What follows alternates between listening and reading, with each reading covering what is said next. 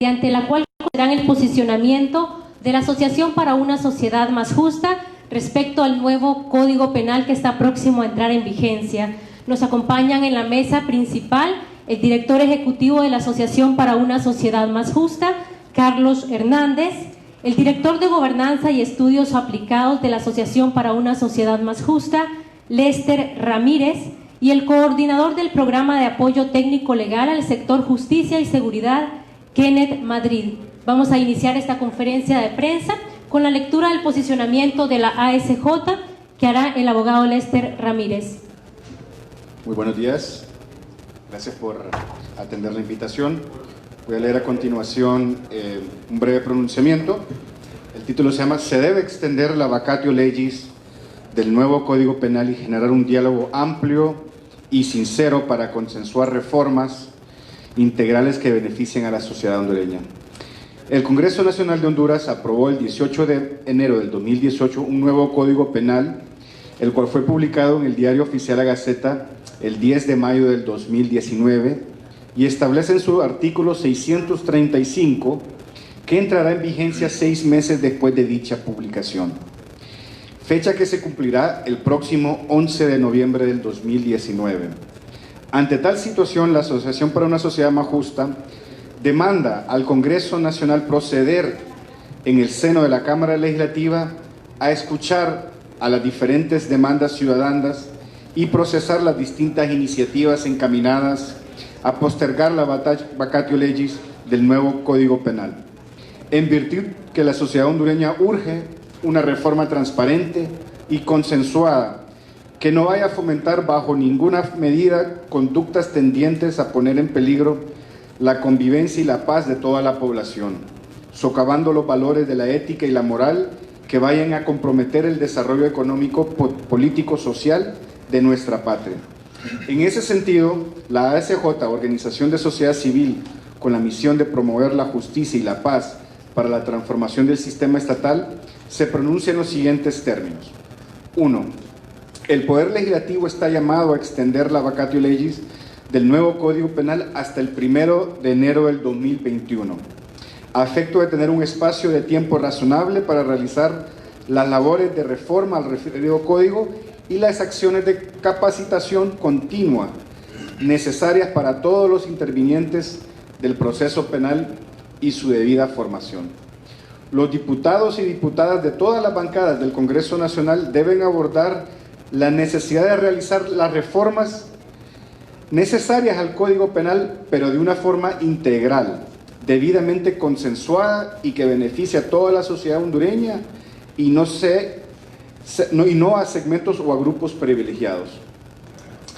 Número 3. Es impostergable una revisión profunda y académica del nuevo Código Penal que incluya a operadores de justicia, académicos, abogados, defensores públicos en ejercicio público y privado, que son los actores clave que utilizarán esa herramienta día a día en la aplicación de la norma al caso concreto, y demandar la necesidad de que se puedan enmendar los aspectos que presentan imprecisiones u obstáculos de la aplicación práctica en la administración de justicia, que, de no corregirse, acarrearía la administración de justicia retrasos en la implementación de modelos de gestión fiscal y judicial que buen suceso han tenido en el servicio que brindan a los usuarios del sistema de justicia penal. 4. Demanda la necesidad de un diálogo amplio y sincero para consensuar todas las reformas que necesita el Código Penal y así evitar que se puedan generar espacios que dividan a la sociedad hondureña, exigiendo además que se asignen los recursos financieros necesarios que una reforma de tal magnitud necesita. De lo contrario, será un proceso lento y engorroso que traerá más desaciertos que beneficios. La ASJ, Capítulo de Transparencia Internacional en Honduras, hace saber que ha trabajado una propuesta de reforma del Código Penal donde hace referencia a los tiempos mínimos y máximos de las penas, así como la concepción normativa en 5 grandes delitos como son narcotráfico, corrupción, medio ambiente, delitos contra la propiedad y delitos contra la mujer y la libertad sexual, al igual que aspectos integrales que involucran las formas sustantivas de ejecución de las penas, la responsabilidad civil y las reformas realizadas al Código Procesal, entre otras. Esta propuesta se entregará a la Junta Directiva del Congreso Nacional y a las bancadas parlamentarias de los diferentes partidos políticos con representación en la Asamblea Legislativa, a fin que puedan utilizarla de insumo técnico y sirva de sustento para hacer las pertinentes modificaciones al Código Penal. La lucha contra la corrupción y la impunidad también se fortalece con la creación de leyes fuertes y robustas, respaldadas por toda la sociedad. Por eso el Congreso Nacional debe escuchar estas voces para que la legitimidad pueda abrazar un cuerpo normativo que la sociedad respalde. Tegucigalpa, MDC, 14 de octubre de 2019, Asociación para una Sociedad Más Justa. Gracias. A continuación, cedemos el uso de la palabra al abogado Kenneth Madrid, quien hará la presentación, lo positivo y lo negativo del Código Penal.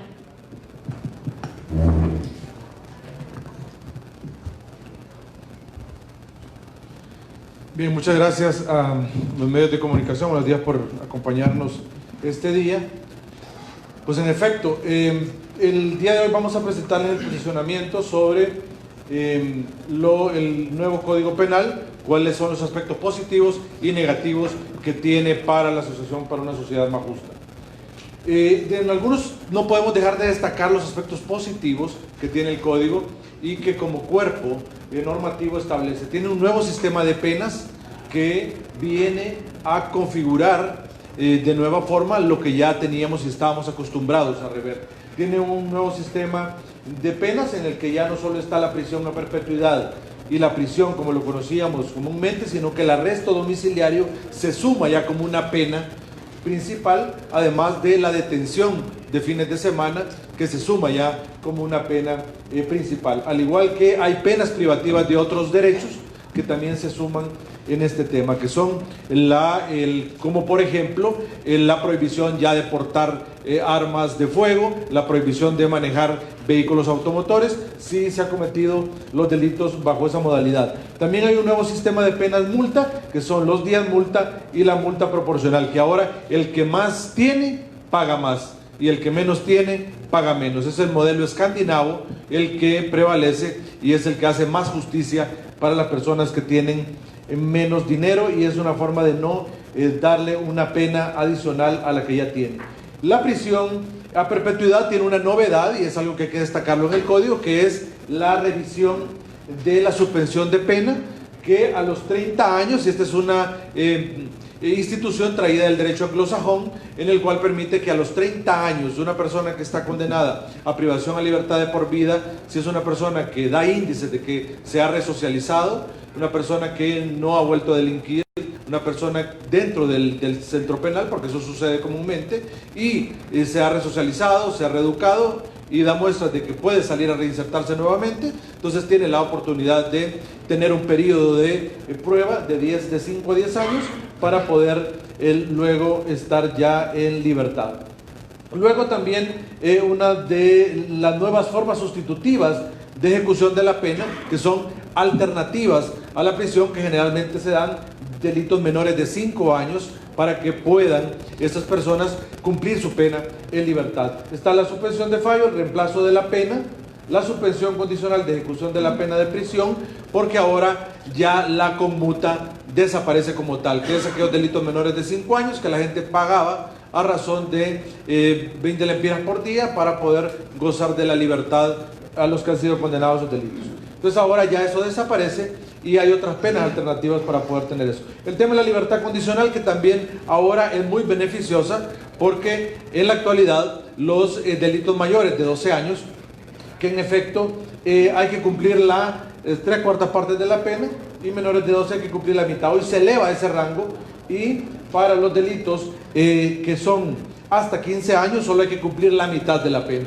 Entonces es para poder salir bajo libertad condicional, y cuando se superan los 15 años hay que cumplir 2/3 de la pena. Entonces es mucho más beneficioso ahora la libertad condicional. Algo que hay que destacar de esos puntos del código es la convencionalidad que incorpora todos los tratados y convenios internacionales, y en eso lo hace fortalecido porque aspectos de lesa humanidad, genocidio, crímenes de guerra, crímenes de agresión, derechos agentes, fabricación y posesión de armas de destrucción masiva ya se incluyen en el código. Además, lo que es todo lo relativo a la seguridad colectiva, ¿verdad? El tema de incendios, radiaciones ionizantes, que aún no lo tenemos, pero vendrán, incendios y otros estragos, medios de transporte público y servicios públicos, ¿verdad? Es el tema de la convencionalidad que está ahí ya internalizado en el código. Y algo fundamental es que codifica todas las leyes secundarias. Ya no queda ninguna ley dispersa y están todas las leyes que nosotros conocemos ahora, están ahí dentro del código ya, y no vamos a ver ningún tipo penal disperso. Eso cabe destacar que son los aspectos positivos que tiene el nuevo Código Penal. Pero también no podemos dejar de señalar los aspectos negativos del código, y es por eso que se fija nuestro posicionamiento el día de hoy y por el cual lo han escuchado ustedes recientemente por parte del doctor Lester Ramírez. Uno de los aspectos negativos del Código Penal es efectivamente una de las figuras que están ahí, es la suspensión de fallo. Esa es una figura que se quiso instaurar en España, pero no llegó a consolidarse la reforma y no fue instaurada. Al final, los legisladores en España solamente llegaron a ingresarla como una suspensión de la ejecución del fallo, pero no una suspensión de fallo como tal. El problema de esta figura, ¿cuál es? Que la figura quedó instaurada de que después de realizarse un juicio oral y público, las sentencias que pueden recaer en delitos menores de 2 años, puede pedírsele al tribunal de sentencia que no dicte el fallo, que se abstenga de dictar el fallo y lo suspenda, y el tribunal de sentencia no le va a dictar la sentencia condenatoria a la persona, y durante un periodo de 2 a 5 años el tribunal de sentencia se vuelve juez de vigilancia de medidas de ejecución, prácticamente de medidas de vigilancia, de las que están medidas reguladoras en el código, en el artículo 84, y eso combina las competencias que ya tienen los jueces. Los jueces de ejecución han sido instaurados para vigilar todas las medidas que se instauren para las personas que se les suspenden la ejecución de los fallos, y los tribunales de sentencia no tienen por qué establecer esas vigilancias. Y en conversatorios con los jueces nos han dicho que eso generaría una mora judicial enorme, porque ellos no están preparados para ejercer acciones de vigilancia, y además no tiene sentido llevar un juicio oral y público tan largo, donde un juicio oral y público le cuesta al Estado alrededor de 500.000 lempiras, para después generar impunidad y no dictar un fallo condenatorio que debe darse, y suspenderle a la persona, no va a tener antecedentes penales y efectivamente va a poder salir bajo libertad y sin tener ningún registro de antecedentes. Es una figura que la vemos desde un punto de vista que va a generar impunidad, no es correcto. Si una persona tiene que ser condenada, que sea condenada. Y si tiene buena conducta y es delincuente primario, entonces puede gozar de la suspensión de la ejecución del fallo. Pero eso será el juez de ejecución quien tendría que darle ese beneficio si cumple todos los requisitos y estar bajo vigilancia de otras ciertas medidas. Por eso creemos que esa figura debe de reformarse y debe regularse correctamente. Luego la segunda figura, la suspensión condicional de ejecución de la pena. Actualmente en nuestro código la figura lo tenemos para que las personas que han sido condenadas a delitos menores de 3 años puedan gozar de este beneficio. ¿Cuáles son? Haber delinquido por primera vez, nada más, nunca haber delinquido por no ser un delincuente habitual, y reunir todos los requisitos de no ser de alta peligrosidad.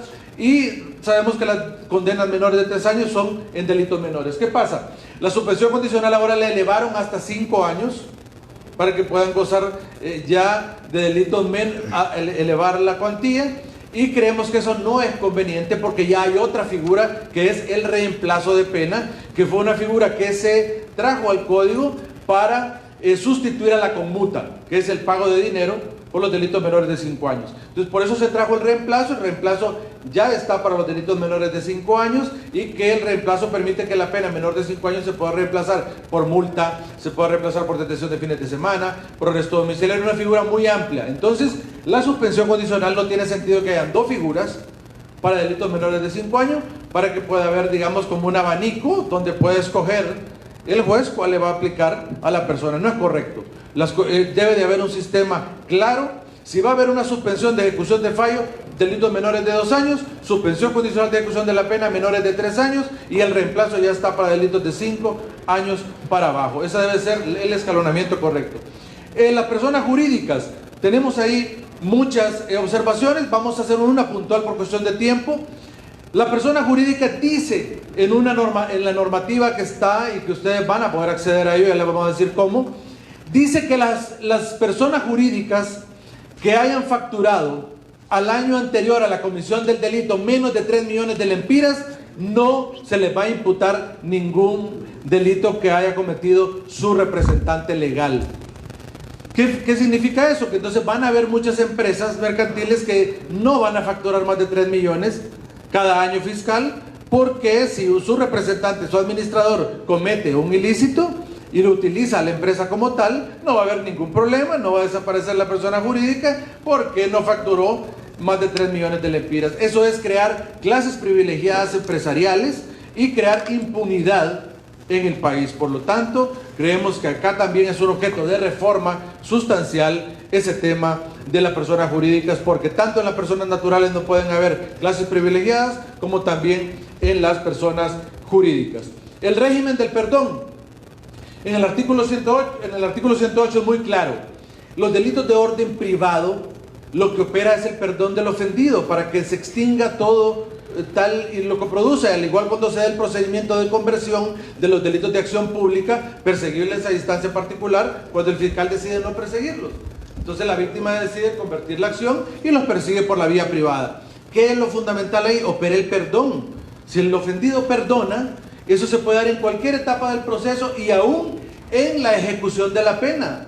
Si en el juzgado de ejecución lo perdona y el agresor también acepta, ahí se acaba todo y se extingue la pena como tal. ¿Qué pasa acá? Que en el régimen del perdón copiaron el artículo tal y exactamente como está en el Código Penal español, y dice que únicamente puede pedir el perdón hasta antes de dictar la sentencia condenatoria en el juicio oral y público. ¿Qué significa eso? Que están violando la voluntad de las partes, se están volviendo ladrones de conflictos privados de las personas, y si se acude a los tribunales es para que solventen un problema, no para que se roben el conflicto los tribunales. Entonces en ese sentido debe haber una reflexión, porque tenemos ya esa institución, y además el artículo 395 del Código Procesal Penal establece que el juez de ejecución tiene la potestad de escuchar a la persona que va a perdonar al imputado,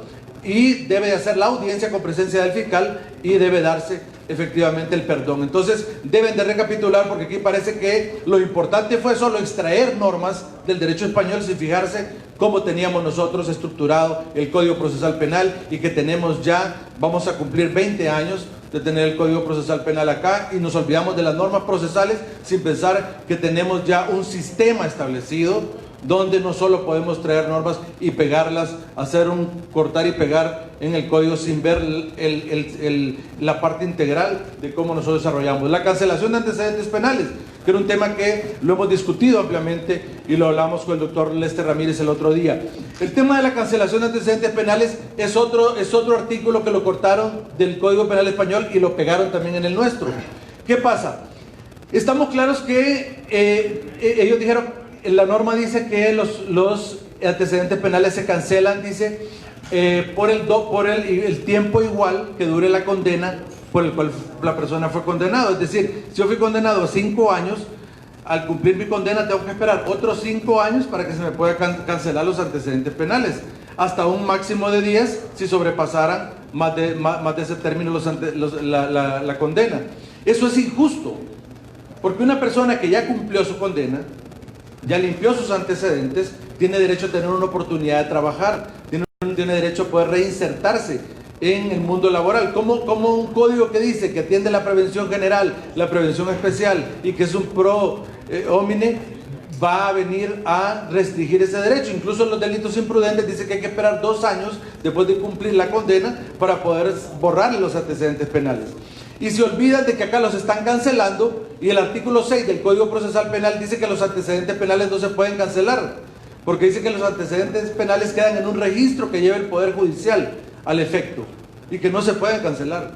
Entonces hay una mala técnica también de no ver integralmente todo, y lo que se debe hacer es llevar un registro alterno en el cual efectivamente podamos habilitar a una persona, porque el registro de antecedentes no se puede borrar. ¿Por qué? Por muchas cosas. Hay que proteger a los menores. Las personas que cometen delitos contra menores no pueden volver a trabajar donde ha habido menores.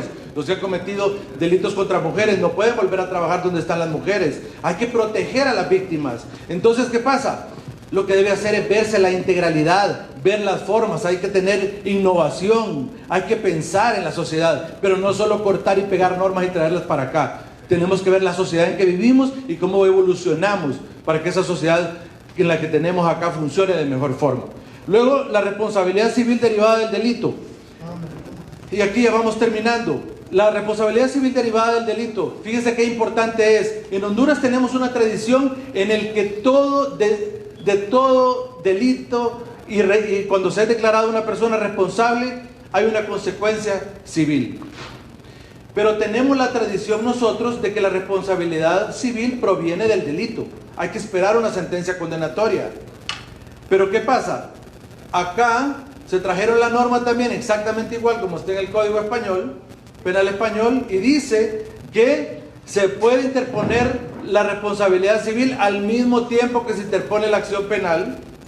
Dice también que si quiere la podemos hacer en la vía ordinaria civil y que también lo hagamos en como lo dice la legislación procesal penal. ¿Cuál es el problema? Que si lo hacemos al mismo tiempo que se presenta la acción penal, no hay procedimiento en el Código Procesal Penal que nos diga cómo hacerlo. ¿Cómo vamos a presentar la parte probatoria y la responsabilidad civil en la audiencia inicial? ¿Cómo vamos a investigar? Hay control del juez para que establezca ese tema. ¿Cómo vamos a presentar todas las pruebas en juicio oral y público? Existe ese control, hay normas, no las hay. Y cuando nos dice que vayamos a la jurisdicción ordinaria, tampoco hay normas. Si ustedes van a los juzgados civiles a querer traer esa responsabilidad civil, tampoco hay un procedimiento en los juzgados civiles para hacerlo. No hay ni un procedimiento ordinario, ni un procedimiento, no hay nada. Entonces, por eso, antes de pensar escribir lo que está en otros lados, hay que ver la integralidad. Hay que conocer el derecho penal hondureño para poder tomar la decisión y decir a los legisladores: aprueben esto. ¿Por qué? Porque cuando discutíamos un poco con los jueces, con otros operadores, con fiscales, y dice, eso es taxativamente imposible. ¿Cómo se va a presentar al mismo tiempo el requerimiento y vamos a andar pidiéndole a la víctima la autorización si quien interpone la responsabilidad civil es la víctima, no es el fiscal? Es evidentemente la persona que ha sido totalmente dañada en esa responsabilidad que se deriva. Y para que se haga eso hay que esperar la sentencia condenatoria. Entonces no me explico cómo podemos presentarlo al mismo tiempo que ejercemos la acción penal si tenemos que esperar la sentencia condenatoria. Y el mismo código lo dice, se contradice. Entonces no se puede hacer así, y eso va a generar mora judicial porque los jueces penales no conocen de normas que generen responsabilidad civil y no están capacitados para eso. Hay que corregir las cosas, y ya el Código Procesal Penal ya tiene el procedimiento para pedir la responsabilidad civil, que lo ejecutan los jueces de ejecución. Ante ellos se presenta la demanda una vez que se tiene la sentencia condenatoria. Bien, algo fundamental es que nuestros legisladores se pusieron a reformar el Código Procesal Penal al final del Código Penal. ¿Cuál fue el gran problema? Que se pusieron a reformar el Código Penal en las medidas alternas al proceso penal, que es la suspensión condicional de la persecución penal y la conciliación. Nunca fijó normas que son taxativamente cerradas en un números clausus. No tiene, dice, nunca esas dos figuras tienen una norma que diga se le aplicará a los delitos que tengan como pena mínima tanto y como pena máxima tanto. ¿Por qué? Porque se utiliza una fórmula particular en el derecho procesal, que es buscar el término medio de los delitos. ¿Qué decía la suspensión condicional? Que se le aplica a los que tengan como término medio de la pena 6 años. ¿Qué significa eso? Por ejemplo, sumar el mínimo de la pena más el máximo de la pena y dividirlo entre 2. Por ejemplo, 5 es el mínimo, 10 es el máximo, 15 entre 2, ¿cuánto da? 7,5, no se puede porque permite solo hasta 6. ¿Qué pasó? Ellos reformaron y le pusieron que solo los delitos menores de 5 años para abajo se puede. ¿Cuál es el gran daño que ocasionaron con eso? Que no se van a poder aplicar medidas alternas en la etapa preparatoria e intermedia en los juzgados de letras. ¿Por qué? Porque lo cerraron. ¿Cuáles son los delitos menores de 5 años? Prácticamente nulo. Y aunque hayan bajado los tipos penales en el código, prácticamente ya los fiscales no van a poder aplicar ninguna medida alterna al proceso penal, más que el criterio de oportunidad en sede administrativa. ¿Cuál es el daño que le están haciendo? Que el modelo de gestión fiscal y judicial que se ha trabajado se va a venir abajo, porque van a llenar los juzgados de letras y los juzgados y los tribunales de sentencias de bagatela, de delitos menores que pudieron haberse solventado en las etapas iniciales, y que no es justo que vaya a un juicio oral y público un delito patrimonial que pudo haberse arreglado con pagar el bien y conciliar, y se acabó todo. ¿Qué busca la conciliación? Y por eso era tan abierta, porque la conciliación es abierta a los delitos patrimoniales. ¿Qué busca la persona que le robaron su televisor? Que se lo paguen y se acabó todo, no que una persona esté privada de la libertad. Bien, por eso es que tienen que revisarse esas medidas del proceso penal, porque están cerrando una de las grandes inspiraciones para lo cual cambió el proceso penal en 1999 y que entró en vigencia en el 2002. No saben el gran daño que están haciendo con esa reforma que hicieron ahí a estas instituciones. Hay una disminución miren la gran cantidad, que no la vamos a poder leer, pero ustedes van a tener acceso en la web, la gran cantidad de disminución de penas que hay en todos estos tipos penales. Miren: femicidio, trata de personas, explotación de la mendicidad, violación, explotación sexual de menores, utilización de pornografía infantil, tráfico de drogas, contaminación del aire, las aguas o los suelos, explotación ilegal de recursos, captura ilegal de especímenes, malversación por uso, malversación por apropiación, fraude, enriquecimiento ilícito. Todos esos tipos penales se bajan las penas, en todos. Y no es que las estén graduando. Nosotros alabamos que se escalonen las penas, es decir, que vayan escalonadas. Si hay una agravación, si cometen bajo otras circunstancias, se agrava, perfecto. Pero los tipos bases deben de tener una pena significativa, porque a partir de ahí se marca para arriba. ¿De qué me sirve a mí si yo cometo un hurto simple, pero el hurto simple, que es abuso de confianza, y yo agarro algo y me castigan de 2 meses a 6 meses? No tiene sentido. No tiene sentido, porque eso significaría que entonces el derecho penal pierde su sentido, pierde su razón de ser, que es perseguir las conductas que son desvaloradas por el derecho penal. Entonces debe de haber una pena que sea taxativamente inocuizante a la demás población y que sea ejemplarizante para los demás ciudadanos. Entonces, son 11 puntos, ahí cerramos. Las conductas administrativas llevadas al ámbito penal. Eso es tan importante que todos los ciudadanos vean esto. Miren, hay conductas, el derecho penal es la última razón de ser. Por ejemplo, hay muchas conductas en el Código Penal ahora que fueron llevadas al extremo del derecho penal. Por ejemplo, ahora hay delitos contra la seguridad vial. ¿Qué significa? Que si yo voy a exceso de velocidad y me detienen, hay una pena ahora para eso, ¿verdad? Hay una pena. Y eso no puede ser así. Eso tiene que estar siempre en el ámbito del derecho administrativo. Es imposible. Esas conductas no pueden estar amparadas en el derecho penal. Por ejemplo, los delitos urbanísticos. Si yo no construyo con todos los requisitos correspondientes, no debo de estar en el derecho penal. Para eso hay normas en el derecho administrativo que pueden permitir y ser altamente preventivas para evitar esos temas. ¿Qué cuesta? Si yo doy un permiso de construcción sin todos los requisitos, estoy abusando de mi autoridad. Es un abuso de autoridad. Ya está tipificado en la ley. Y si efectivamente también doy un permiso de construcción sin todos los requisitos legales, también hay una disposición administrativa que está ahí. ¿Y cómo preventivamente se arreglan las cosas? Con otras leyes, obligándole a las urbanizadoras a que compren un seguro para todas las viviendas que venden, y ahí efectivamente se puede solventar el problema y no llevar esto a los campos del derecho penal. Y como se dijo antes, la asignación de fondos son elementales.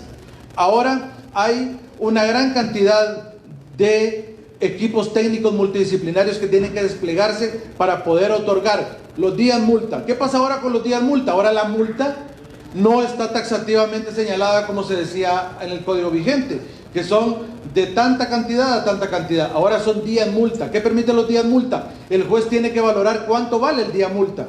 Si vale 20 lempiras o va a valer 5.000 lempiras. Pero para ese valor se tiene que ver la capacidad económica del condenado. Se tiene que ver cuánto puede pagar, cuánto es el valor. ¿Y quién va a hacer eso? ¿Le voy a creer al fiscal o le voy a creer al defensor que me va a venir a decir que no tiene nada? Entonces se necesitan equipos técnicos multidisciplinarios con dictámenes oficiales para los jueces para que puedan tomar una decisión. Pero hay quienes dicen que no es necesaria asignación de fondos para esta reforma, dicen que no son necesarios. Y también para que esos equipos técnicos multidisciplinarios en la etapa de ejecución de pena brinden dictámenes acertados a los jueces de ejecución. Y lo que se estableció también en nuestro posicionamiento, la extensión de la vacatio legis. Pedimos hasta el 1 de enero del 2021 porque es necesario capacitar a todos los operadores de justicia, jueces, fiscales, defensores públicos, defensores privados, la academia. Y no es tan sencillo como algunos expresan por ahí, que dicen que cada abogado que agarre el código y que se ponga a estudiar. No es tan sencillo. Yo he estado en muchos conversatorios con jueces, hemos estado hablando. Un juez, un fiscal, tiene trabajo de 8 de la mañana a las 5 de la tarde, a veces más tarde. Y cuando salen van a sus casas a atender a sus familias. ¿Cuándo van a estudiar? No hay tiempo, necesitan un curso de formación continuo que les permitan alternar con su trabajo para poder capacitarse y para poder tener una fecha límite de ese día, poder manejar y poder conocer el código de una forma acertada, pero haciendo las reformas integrales primero. Porque de no ser así, no puede haber un código que nos pueda determinar a nosotros algo acertado. Y aquí un ejemplo nada más para que veamos, cerrando la presentación, vean ustedes, por ejemplo, la trata de personas. El código vigente lo tiene de 10 a 15, bueno, la ley contra la trata de personas de 10 a 15 años de reclusión. El nuevo código penal lo baja de 5 a 8. Es una rebaja significativa. La propuesta de ASJ es que se suba de 6 a 10 años para tener el tipo básico, porque hay una agravación que él lo vuelve a llevar casi a los 15 años de nuevo, y el tipo básico llegue a 10 años. Luego, por ejemplo, la explotación de la mendicidad. El Código Penal vigente lo tiene de 3 a 6 años. El nuevo Código Penal lo baja de 1 a 2 años y con pena de arresto domiciliario o prestación de servicios de utilidad pública. Y si se emplea violencia e intimidación, lo sube de 2 a 3 años. Nuestra propuesta es que el tipo básico sea de 2 a 3 años y si hay violencia suba de 3 a 6 como estaba originalmente el código actual. Y la violación, por ejemplo, el Código Penal vigente lo tiene de 15 a 20 años. El nuevo código lo baja de 9 a 13 años el tipo básico.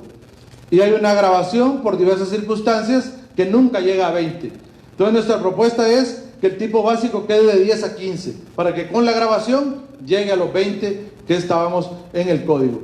Y el último ejemplo, por ejemplo en drogas, tenemos que la ley sobre uso indebido y tráfico ilícito actualmente, la fabricación lo tiene de 9 a 12, el tráfico de 15 a 20, el nuevo código baja sustancialmente el tipo básico, que es de 4 a 7 años de prisión, que en sustancias que no causen grave daño a la salud, y de 7 a 10 años de prisión los que sí causan grave daño a la salud.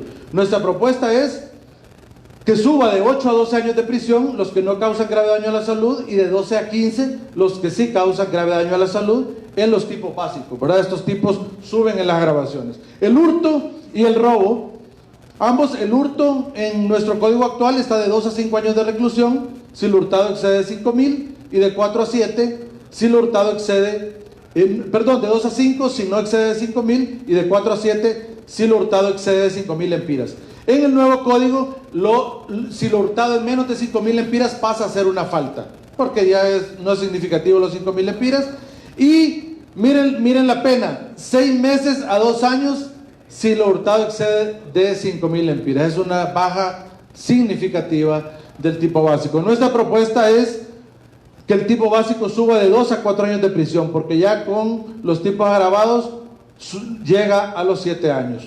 Y el robo, que actualmente en el código está de 15 a 20 años de reclusión, el nuevo código lo baja de 2 a 4 años cuando se emplea fuerza, y de 4 a 8 si hay violencia o intimidación. Es una rebaja sustancial. Nuestra propuesta es que suba de 4 a 6 años cuando hay fuerza, y de 6 a 10 cuando se emplea violencia e intimidación en los tipos básicos, para que con las agravaciones suba a los 20 años y se mantenga el status quo en el que hemos estado.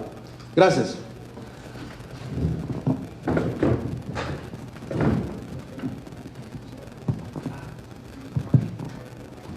Bien, el abogado Kenneth Madrid también continúa con nosotros para presentarnos un micrositio, un sitio que va a estar a disposición de ustedes con relación al nuevo Código Penal siempre. Me indican también que va a tener participación el ingeniero Jorge Coello, así que... Bueno, esta ha sido la conferencia de prensa convocada por la ACJ, donde han manifestado que presentarán al Pleno del Congreso una propuesta para que este nuevo Código Penal, que entra en vigencia en noviembre, no se cumpla, sino que pase a ser aprobado o aplicado ya para el 2021. Estar pendiente de nuestras transmisiones.